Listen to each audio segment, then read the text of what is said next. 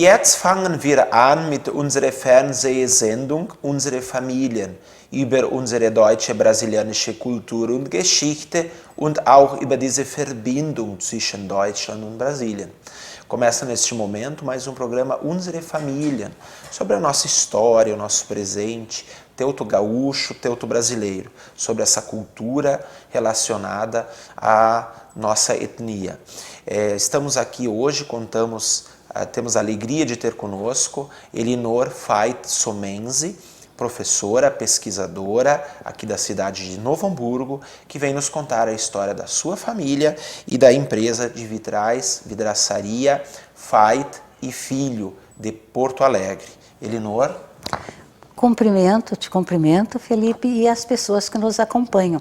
É uma alegria estar aqui podendo contar a história de uma família de imigrantes que tiveram sucesso e que, como tantos outros imigrantes desse Rio Grande do Sul, auxiliaram o Rio Grande a prosperar. É uma satisfação estar aqui. Obrigado, Elinor, contando um pouco da história, das raízes da sua família. Eu gostaria que você iniciasse falando para nós, de fato, sobre de que região da Alemanha eles eram, como foi essa saída deles de lá, por que saíram daquela região. Tá. Quem veio da Alemanha foi o meu avô com a família dele. Então, o bisavô e os irmãos, os bisavós e os irmãos. Eles moravam em Munique, em München. Capital da Baviera. Capital da Baviera. Eles moravam, trabalhavam, estudavam, os filhos estudavam lá. Mas o meu bisavô, Albert Gottfried Fait, ele era uma pessoa muito culta, ele lia bastante. E ele começou a antever que estava se preparando uma guerra, nós estávamos em 1912, e ele começou a dizer que ele não tinha criado filho para ser bucha de canhão, e que ele ia procurar sair de lá. Ele tinha um irmão que já havia ido morar nos Estados Unidos, e ele foi lá conhecer, mas não gostou, achou que não era para lá que ele queria. Ficou entre ir para a Austrália ou Brasil e se decidiu o Brasil. Então, em 1912, eles se prepararam e no início de 1913 eles chegaram aqui no Rio Grande do Sul. Veio o casal, o Albert, o Margaret, e 3 filhos rapazes, o Alberto filho, o August e o Hans, que são os 3 irmãos, os homens, e 2 moças, Amanda e Catarina. Elas vieram com os maridos e 2 netinhos, 2 crianças, uma de 3 aninhos e um de 1 aninho. E depois, quando chegaram aqui, qual foi a região onde no início eles se estabeleceram? Eles foram, primeiro eles ficaram aqui na região de São Leopoldo, Daí eles foram enviados para a estação Barros, a última estação de Barros, que hoje é Gaurama. Eles foram para lá, as mulheres ficaram num alojamento e os homens caminharam de 18 a 20 quilômetros até chegar no local onde eles teriam a propriedade. Ali eles tiveram que derrubar o mato, fazer tábuas e construir a casa. Quando eles conseguiram fazer a construção, que contavam que foi de 2 a 3 semanas, eles compraram 4 cavalos e foram buscar as mulheres e as crianças. Então as mulheres não precisaram fazer aquele trecho todo caminhando, mas tiveram que também percorrer aquilo devagarinho, porque um está a pé, um outro está a cavalo, mas conseguiram chegar lá e se alojar no local. É uma história muito bonita, mas também imagina sair de uma cidade grande, de uma capital da Alemanha, de uma das capitais da Alemanha, e chegar aqui num lugar onde no meio tinha do mato, tudo para iniciar. Sim, sim.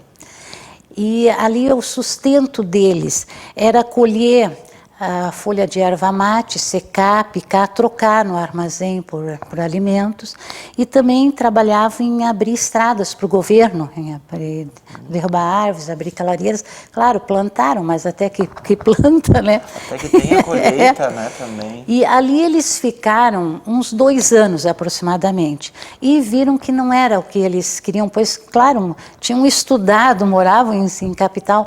O Albert, desde sempre, foi vitralista. Ele já na Alemanha trabalhava com vitrais. Então, ficar num meio de mato assim, eles decidiram ir para Porto Alegre. E aí também eu gostaria que você compartilhasse, dividisse conosco, como que foi essa transição, porque realmente você disse, eles mudaram-se para Porto Alegre e bem, a partir de que momento ele começou a trabalhar novamente com vitrais, Sim. a investir nessa área? Eles, quando foram para Porto Alegre, o filho mais velho, que eu vou me referir a Alberto Filho, porque os nomes são Albert Gottfried, era o pai, tá? O filho era Albert Joseph George Veit. Então, aqui no Brasil, eles usaram Alberto Veit, o pai, que até na sepultura nem consta o G do Gottfried, tá? Albert Veit Sênior. Né? E o filho também usou o Alberto Filho, então eu vou me referir ao Alberto Filho. O Alberto Filho, eles, quando chegaram em Porto Alegre, ele resolveu que ele ia ir para alguma cidadezinha do interior. A filha, depois de um período, resolveu ir com o marido para a Argentina, para Buenos Aires, porque na Alemanha o marido já trabalhava com vitrais, ele trabalhou junto com o sogro, os dois eram vitralistas. Mas aqui no Brasil ele não chegou a trabalhar junto, porque ele faleceu antes da empresa ser aberta. Mas eles resolveram ir para a Argentina. Nesse trajeto, nessa viagem, ele contraiu a gripe espanhola e ele faleceu. Então o Alberto decidiu que ele ia reunir a família, ele disse, nós não vamos nos espalhar. Ele foi buscar a filha, chamou o Alberto Júnior e disse, nós vamos ficar todos em Porto Alegre. Ali ele conseguiu trabalho na vidraçaria de Antônio Zaitz, que é uma vidraçaria que ele começou a trabalhar, trabalhou um período, conseguiu se familiarizar com a questão de material, onde compra, como é que era produzido aqui, né? E quando ele se sentiu em condições, ele abriu a vidraçaria dele para trabalhar junto com os filhos. 2 filhos trabalharam juntos, o Alberto Júnior e o Hans. E o do meio, que é o meu avô, justamente, o que não trabalhou foi meu avô, o Augusto. Porque ele na Alemanha, ele havia feito curso de curtimento de couro. E ele gostava de trabalhar com o couro. Então ele não trabalhou junto. Trabalharam os 2 filhos e o neto, quando cresceu, porque veio com 3 aninhos, né? Então o neto, quando cresceu, também trabalhou junto na vidraçaria. E o Alberto ali serviu de professor, de mestre, não só para os filhos, como algum empregado, alguma pessoa que vinha trabalhar, ele também ensinava. E depois até o falecimento dele, essa trajetória toda foi nesta área. Sim, sim, sim.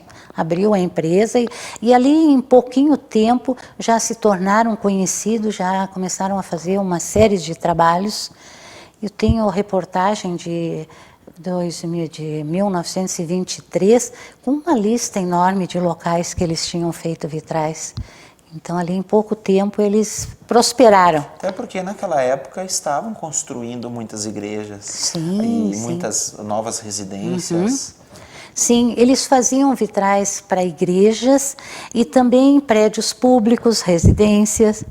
Na biblioteca pública nós temos lá brasões na porta de entrada que foram feitos por eles. E a beneficência portuguesa também. Então não foram só igrejas. Agora, claro, o maior foram as igrejas, as obras maiores, né? O palacinho da casa do vice-governador, na Cristóvão Colombo, também foi feito por eles. E eles fizeram muitas obras como catedrais. Catedral de Caxias, Santa Cruz, Venâncio Aires, Passo Fundo, Vacaria, Pelotas, foram feitas por eles. Então as obras se espalharam pelo Rio Grande do Sul e alguma coisa Santa Catarina. E depois o filho Hans deu continuidade, também acho que teve uma mudança na questão do trabalho produzido ali, não só, né, nessa área de vitrais, agora deu continuidade à empresa do pai. Sim, quando o pai faleceu em 1934, Quando ele faleceu, o filho mais novo seguiu com a empresa. Tá? E daí, logo de início, continuou o outro irmão, continuou o neto. Aos poucos, o outro irmão saiu e o irmão até faleceu bem jovem. O neto abriu uma vidraçaria comum de vidros, o neto, que era uma característica do neto, que ele produzia sua massa de vidraceiro, ele aprendeu a fazer e ele mesmo produzia. E quem permaneceu com a empresa mesmo foi o Hans. O Hans, ele continuou fazendo vitrais, mas aos poucos ele foi mudando o ramo e passou a pinturas de azulejo e de porcelana. Daí ele abriu uma escola para ensinar a fazer pinturas nas porcelanas, aparelhos de jantar, foi uma escola assim bem conhecida também. Mas antes do Hans, a própria empresa ali, o seu bisavô, também foi mestre para outros vitralistas. Sim, tiveram vários vitralistas que trabalharam com ele, talvez aprenderam com ele, né? Outros já soubessem e praticaram um pouco, mas trabalhou Max Dobermeier, tem Maximiliano Obermeier, que os nomes são parecidos, semelhantes, né? Trabalharam com ele. E Eduardo Poiker trabalhou, depois o Eduardo Poiker abriu a sua própria vidraçaria não, a sua própria empresa de vitrais, que é a Vidraçaria Porto Alegrense. Eduardo Poiker também. Então ele não só fez como ensinou. Agora, as pessoas que são mais entendidas, eu, por exemplo, olho, mas eu não tenho o conhecimento artístico ali do desenho. As pessoas que entendem um pouco, elas dizem que se percebe que a pintura que era feita pelo Albert tinha um traço único, que se percebe que depois que ele faleceu não existiu mais aquele traçado ali. Então, quem tem um bom conhecimento diz que ele tinha uma veia artística muito grande. Uma outra característica, é muito comum essas empresas de vitrais, e tinham também na época, que tu chega lá e quer fazer uma obra e te oferecem cartões e tu escolhe qual o desenho que tu deseja. E ele não tinha esse hábito. A pessoa dizia o que queria e ele fazia o desenho, para cada local tinha o seu próprio desenho. Ele, portanto, também tinha um trabalho único realmente em cada local. Sim, tu não vai encontrar dois vitrais dele igual, porque sempre era feito um especial para aquele local. E Elinor, em que momento que você despertou esse interesse? Porque a história, parte dessa história, de fato, ela era contada na família. Agora, para que a Elinor fosse pesquisar, buscar e reconstruir esse passado, esse histórico do bisavô e da sua contribuição através da empresa. Pois é, isso é aquelas coisas assim que surgem. Eu desde criança gostei de ouvir as histórias e aos poucos, à medida que eu fui crescendo, eu comecei a anotar, a ter o hábito assim de escutar e anotar. A minha mãe era uma que relacionava tudo e eu comecei a anotar as histórias. Mas comecei então a procurar, porque a família dizia, ele recebeu premiações. Mas que premiações foram essas? Onde é que está escrito? Não tinha nada escrito, não se sabia. Eu comecei a ir ver, a procurar arquivo histórico, Museu da Comunicação, locais que tivessem a Cúria, que tivessem jornais antigos, a ler. E ali eu consegui encontrar propagandas da empresa e encontrar as premiações e fui relacionando. Até vamos falar das premiações, já que citei. Ele recebeu premiação na Exposição Agroindustrial de Porto Alegre em 1926, em 28, em 29 e 31. Ele também participou da Exposição de Sevilha, na Espanha, também recebeu premiação, medalha de ouro, lá foi primeiro prêmio. Então ali eu comecei a anotar, a fazer relacionar. E aconteceu que um dia eu estava na casa do meu pai e uma pessoa ligou para lá, o senhor que estava fazendo um livro sobre os vitrais no Brasil, vitralistas no Brasil. E em Porto Alegre ele resolveu procurar a família Fait. Ele ligou, eu atendi, eu falei para o meu pai logo se interessou de escrever um histórico, mas o meu pai me encarregou de que eu fizesse o texto, pai foi me dizendo, era no tempo da máquina de datilografia, eu fiz um texto datilografado, o pai corrigiu, e eu entreguei para essa pessoa. E depois, a partir dali, eu multipliquei esse texto que eu tinha feito e fui distribuindo para as pessoas. E ali eu comecei a procurar aprimorar as coisas. E uma coisa que também procurei fazer, as pessoas falam uma coisa, eu não vou só porque fulano disse, eu procuro achar um documento que comprove aquilo. Porque a gente vê assim muito nas igrejas, tem muitos vitrais que a gente não sabe quem fez. Tá? Era um costume, os primeiros vitrais, nos primeiros trabalhos ele não assinou. Então, às vezes, eu encontro uma reportagem num jornal dizendo, foram colocados vitrais em tal igreja, feitos por fulano. Tá ali, eu sei que foi ele que fez, né? E quando começou a assinar, tanto ele como a maior parte dos vitralistas, eles assinam de forma bem discreta. Tem o Eduardo Poicher, é um que muitas vezes assina no meio de uma grama ali, tu vai ver tal nomezinho. As empresas dificilmente botam grande, mas quando colocam, também não colocam em todos os vidros, eles colocam em alguma janela. E daí tem vários. Só que daqui a pouco alguém fez alguma janela e no futuro ele chama um outro que coloca mais janelas e daí qual é de fulano ou beltrano. Então tem locais onde a gente consegue ver. Essa empresa fez a parte de cima das janelas todas retas. A outra já fez com um formato diferente ou curvo. Então ali a gente consegue perceber o tipo, o colorido mais sério, mais forte. Então ali às vezes a gente consegue, mas muitas vezes dá dúvida. E daí eu me baseio então naqueles que estão assinados, né? Ou que tem documento na igreja dizendo, às vezes tem no livro de ata, dizendo que o vitral doado por fulano, o vitral com tal representação foi feito pela empresa. Então aqueles ali eu considero que são. É que muitas vezes a gente percebe, de fato, a beleza desses vitrais, agora a gente não se dá conta quem foram as pessoas que fizeram, que colocaram esses vitrais, né? Personagens muitas vezes até ocultos da história, ou digamos assim, cujas memórias vão se apagando. Pois é, tu tocasse num ponto que me faz fazer mais a pesquisa ainda, Felipe, porque eu vejo locais que fazem folder dos vitrais, tu olha no site da igreja, estão comentando dos lindos vitrais, prédio tombado, tem a descrição do piso, do corrimão da escada, falam que tem vitrais e não diz quem foi o autor, não olham. Então a minha intenção é fazer um livro e chegar lá no local e dizer, ó, tá aqui, ó, quem fez o teu vitral, né? A minha intenção é essa, é chamar a atenção que por trás daquele lindo vitral tem um artista, seja lá quem foi, mas houve um artista que fez. E né? também, além do artista, do seu trabalho, ele tem a sua história, vinculada, claro, ao trabalho, mas quantas coisas da sua história que dá para pesquisar e registrar e deixar ali. Né? Pois é, tem uma história toda, né?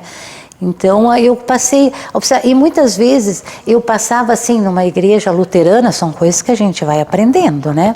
Eu passava numa igreja luterana, as janelas são comuns, aqui nem adianta eu entrar. E depois eu fui aprender que as luteranas podem ter as janelas normais, assim, no corpo da igreja, mas atrás do altar é muito comum ter 3 vitrais com representações. Então eu passei a entrar na igreja, até por falar em luterana, a igreja Luterana da Paz em Porto Alegre tem vitrais lindos, São Fait Filha, são vitrais muito lindos. Então eu aprendi que a luterana também, a gente olha, são tudo aprendizagens, né? É um costume. Vou também te dar uma dica, ou talvez você já tenha nas suas pesquisas, igrejas que foram desmanchadas e esses vitrais foram transportados para outras igrejas. Sim, tem, por exemplo, a igreja São Luís aqui de Novo Hamburgo, dizem que era Fait e que foi transportado para uma igreja de Picada Café. Para a Capela Sagrado Coração de Jesus do Yammertal. Tá, tu sabe? Sim. Mas eu não consegui achar lá nada escrito, nada que diga que é Fait para eu poder incluir. Mas então eu já vou dizer aqui, então, ó, já estou descobrindo. Pessoas que nos acompanham, eu fotografei parte daqueles vitrais, então eu vou buscar este arquivo viu? passo. Pois é, até quem nos ouve, se tiver alguma sugestão de algum lugar que tenha vitral, que tenha visto que é Fait e Filho, ou o Hans Fait, porque quando o Hans assumiu, ele passou a assinar, às vezes H Fait, às vezes ele bota Hans Fait, mas sendo Fait, né, a minha pesquisa é o Fait, que é a família. Então, se alguém tiver alguma sugestão, até, sabe que uma vez eu escrevi um artigo ali para Zero Hora, naquele caderno gaúcho no final ali, e foi publicado, e uma pessoa de Santo Antônio da Patrulha viu, seu Jaime Nestor Miller, ele viu e ele fez contato comigo e me forneceu a nota fiscal da compra do vitral lá é Fait. É a única nota fiscal que eu tenho, uma fábula para mim. Então, agradeço muito essa pessoa, quer dizer, as pessoas que de repente possam contribuir, né, com o trabalho da gente. E falando nisto, quanto é mais ou menos o número de locais e de igrejas que você já visitou para realizar essa pesquisa? Bom, eu já visitei 1.770 locais, tá? Ainda tenho muito lugar para ir, ainda tenho vários lugares, que eu estava viajando pelo Rio Grande do Sul, só que veio a pandemia e eu parei com as viagens. Agora eu tenho que retomar, eu tenho Sim, até porque a ideia, Elinor, é de fato publicar um livro contando toda essa história familiar e da empresa Fait. Sim, a minha ideia é essa, é fazer um livro com os vitrais. Minha intenção é aqueles livros assim, com a foto do vitral bonito. Minha intenção é essa, tá? Agora, tu falasse antes, né, em igreja, eu me recordei de outra coisa. Tem igrejas também que foram feitas por ele, como a de Voti, São Francisco de Paula, e que queimaram. Daí se perdeu tudo, né? Então tem aquele caso de igrejas de que eram feitas, mas acontece, né? Se perde, ó. E tem locais que tenho também publicação dizendo que todos os vitrais de tal local foram feitos por Fait e Filho e que indo lá não estão. Mas o que houve? Houve um momento que foi feita uma reforma, tiraram e ninguém sabe onde foram parar os vitrais. Então também acontece isso. É uma pena, mas também acontece. Até porque hoje é muito difícil encontrar quem ainda faça vitrais. Então é tão bonito quando as igrejas, as construções ainda têm preservado, tem esse material, esses vitrais, né? Sim, é importante que preservem, que mantenham, né, aquilo ali, cuidar para não quebrarem, isso aí é importante, porque são obras que aos poucos vão sendo raras, né?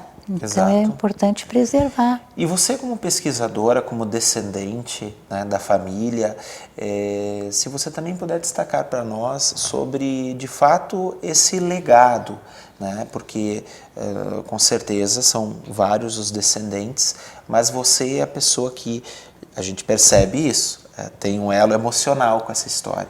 Então, assim, como é para você como descendente, né, também pesquisar, transmitir e preservar essas memórias do Albert Fait e da família?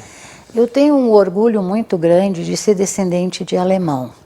Eu tive uma criação, não aprendi a falar o alemão, porque como a minha mãe era de descendência italiana, a mãe não falava o alemão, o pai falava o gramatical perfeito, mas nós, os filhos, não aprendemos. Mas convivemos muito com o alemão, com as avós falando, tio, a avó colocava a música alemã o dia inteiro para nós brincarmos no pátio ouvindo. Até quando a minha avó colocava, na época de Natal, as músicas alta para nós, brincando no pátio ouvir. Quando a avó faleceu, uma vizinha disse, nem parece que é Natal, não tem mais as músicas da dona. Maria. Então, eu cresci no alemão e tenho muito orgulho de ser descendente de uma família alemã. E admiro muito a obra que ele fez e realmente, sabe, eu vivo isso, eu tenho aquela emoção, aquela coisa, e tenho a intenção de deixar registrado, para que isso não se apague, porque daqui a pouco morre 2, 3 pessoas e não se sabe mais nem quem era, né? Então, se está num livro, aquilo ali permanece. Daí essa é a minha finalidade, é deixar para os próximos, né, para os meus filhos, netos e quem vier depois, também saber a origem deles, de onde vieram, quem foram as pessoas. A importância do trabalho realizado e também assim a descendência e as pessoas que tenham, como você disse, que queiram conhecer quem foram as pessoas que realizaram esse trabalho. Agora, sabe, eu falei agora do lado alemão, mas a minha mãe é de descendência italiana e eu também escrevi um livro da família dela. Eu fiz um livro também, não é que eu estou deixando um lado. Sim. Meu esposo era de família italiana, consegui juntar os documentos para eles fazerem a cidadania italiana e também escrevi um livro da família Somense. Só que agora esse meu livro é mais demorado, porque eu tenho que procurar os locais onde tem, né? E eu tenho que documentar tudo, não pode. A Igreja de Feliz é uma igreja que a família sempre disse que era Vitral Fait. Não consegui encontrar nenhum registro. Continuo tentando, porque sabe que às vezes a gente olha o vitral e tu não vê a assinatura. Tu volta outro dia lá, a luz está batendo diferente, tu percebe.